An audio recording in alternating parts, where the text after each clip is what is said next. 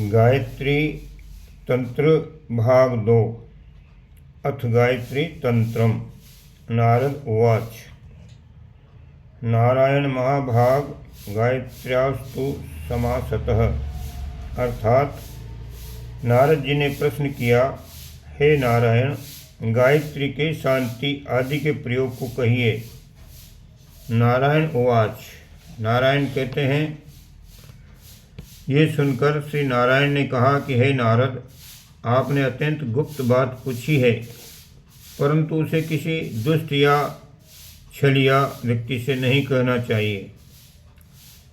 तीसरा श्लोक है, द्विजों को शांति प्राप्त करने के लिए हवन करना आवश्यक है तथा समय की संविधाओं से हवन करने पर भूत, रोग एवं ग्रह आदि की शांति होती है। चौथा श्लोक है, दूध वाले वृक्षों की आर्द्र संविधाओं से हवन करने पर ग्रह आदि की शांति होती है, अतः भूत, रोग आदि की शांति के लिए संपूर्ण प्रकार की संविधाओं से हवन करना आवश्यक है।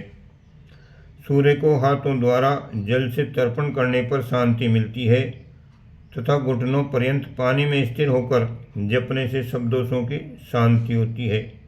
अगला श्लोक है, कंठ पर्यंत जल में खड़ा होकर जप करने से प्राणों के नाश होने का भय नहीं रहता, इसलिए सब प्रकार की शांति प्राप्त करने के लिए जल में प्रविष्ट होकर जप करना श्रेष्ठ है। अगला 7वां-8वां श्लोक है, सुवर्ण, चांदी, तांबा, दूध वाले वृक्ष की लकड़ी से बने या छेद रहित मिट्टी के बर्तन में पंचगव्य रखकर दुग्ध वाले वृक्ष की लकड़ियों से प्रज्वलित अग्नि में हवन करना चाहिए। अगला श्लोक है, प्रत्येक आहुति में पंचगव्य को स्पर्श करना चाहिए तथा मंत्रोच्चार करते हुए कुशाओं द्वारा पंचगव्य ही से संपूर्ण स्थान का मार्जन करना चाहिए। अगला 10वां श्लोक है, पश्चात बलि प्रदान कर देवताओं का ध्यान करना चाहिए। इस प्रकार ध्यान करने से अभिचार उत्पन्न कृत्यों और पाप की शांति होती है। अगला 11वां श्लोक है, देवता, भूत और पिशाच आदि को वश में करने के लिए भी उपर्युक्त कही हुई विधि करनी चाहिए। इस प्रकार की क्रिया से देवता, भूत, पिशाच सभी अपना अपना घर, ग्राम, नगर और राज्य छोड़कर वश में हो जाते हैं। अगला श्लोक है, चतुष्कोण मंडल में गंध से शूल लिखकर और पूर्वोक्त विधि द्वारा सहस्त्र गायत्री का जप कर गाड़ देने पर सब प्रकार की सिद्धि मिलती है। अगला 13वां और 14 श्लोक है, सोना, चांदी, तांबा, मिट्टी आदि में से किसी एक का छेद रहित घड़ा लेकर सूत्र से ढककर बालुका युक्त स्थान में स्थापित कर श्रेष्ठ ब्राह्मणों द्वारा चारों दिशाओं से लाए हुए जल से भरें। 15-16 श्लोक का भावार्थ है, इलायची, चंदन, कपूर, पाटल, बेला, बिल्वपत्र, विष्णुक्रांता, देवी, जौ, तिल, सरसों और दुग्ध निकालने वाले वृक्षों के पत्ते लेकर उसमें छोड़ें। अगला श्लोक है, इस प्रकार सबको छोड़कर कुशा की कूंची बनाकर तथा उसे भी घड़े में छोड़कर स्नान करके 1000 बार मंत्र का जप करना चाहिए।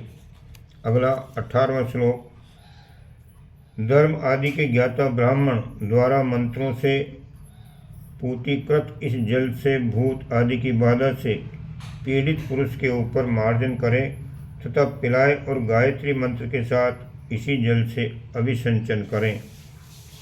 अगला 19वां श्लोक है, इस प्रकार अभिसिंचित करने पर मरणासन्न हुआ मनुष्य भी भूत व्याधि से मुक्त होकर सुखी हो जाता है। अगला 20वां और 21वां श्लोक है, हे मुने, अधिक समय तक जीने की इच्छा वाला विद्वान राजा इस कार्य को अवश्य कराए तथा इस अभिषेक के समय ऋत्विजों को 100 गायों की दक्षिणा देनी चाहिए या ब्राह्मणों को संतुष्ट करने वाली दूसरी दक्षिणा देनी चाहिए अथवा अपनी शक्ति के अनुसार जो हो सके वह देनी चाहिए। शनिवार के दिन जो ब्राह्मण पीपल के नीचे बैठकर 100 बार जप करता है वो निसंदेह भूत बाधा आदि से मुक्त हो जाता है। अगला 22वां श्लोक है।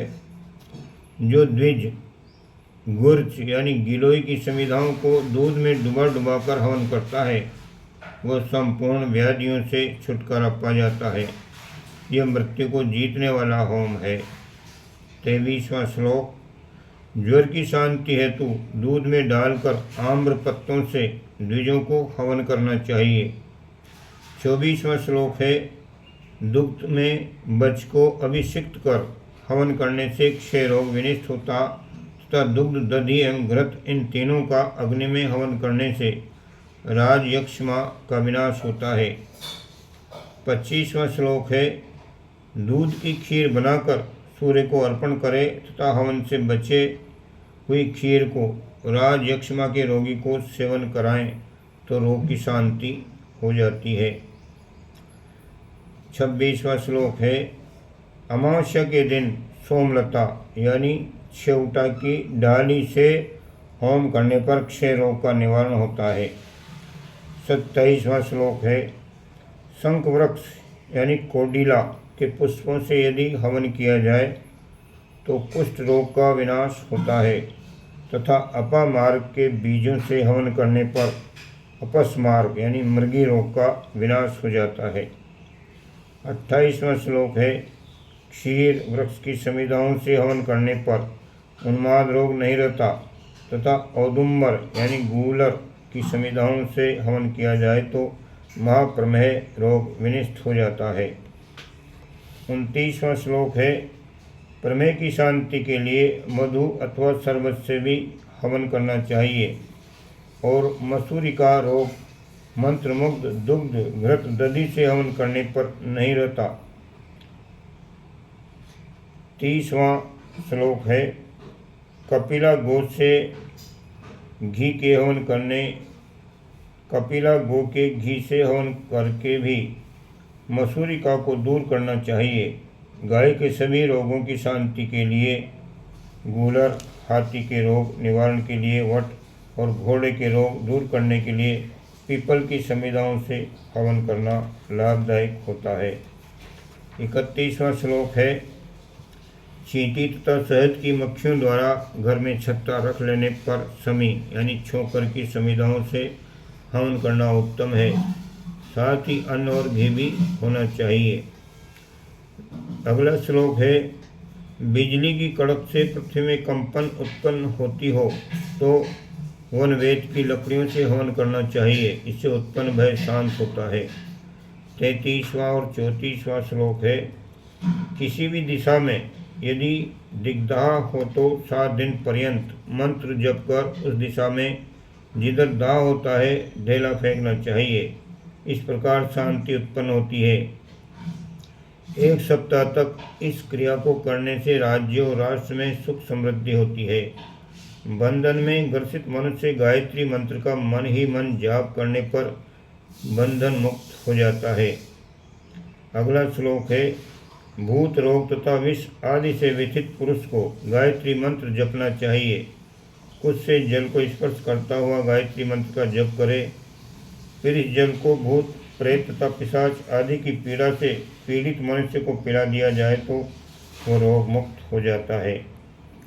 अगला श्लोक 36वां। गायत्री मंत्र से अभिमंत्रित भस्म लगाने से भूत प्रेत की शांति होती है। मंत्र का उच्चारण करते हुए अभिमंत्रित भस्म को पीड़ित व्यक्ति के मस्तिष्क और सिर में लगाना चाहिए।